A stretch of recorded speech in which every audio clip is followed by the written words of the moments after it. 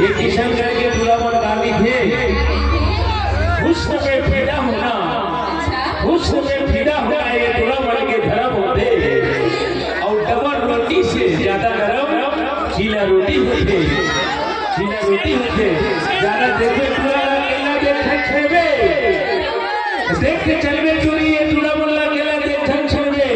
अरे आजकल के दूल्हे मन मोटरसाइकिल के साइलेंसर ले भी ज्यादा गरम होते, गरम होते दूल्हा मन कहते। तो सुन ना, हां एक ध्यान अच्छा ले आ इधर को दे जा अच्छा इधर को दे।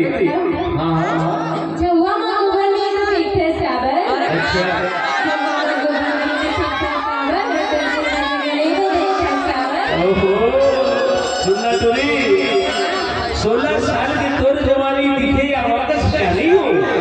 16 साल की तोर जवानी दिखे या वापस चाली हो। अब चिंता मत कर तोरी भेड़िया हो गए और तोला बनाई है दूरा मन अपन घरवाली। मुस्कुराना तो हर लड़कियों की अदा है, मुस्कुराना तो हर लड़कियों की अदा है। तो इस मुस्कुराहट को प्यार समझो मत सबसे बड़ा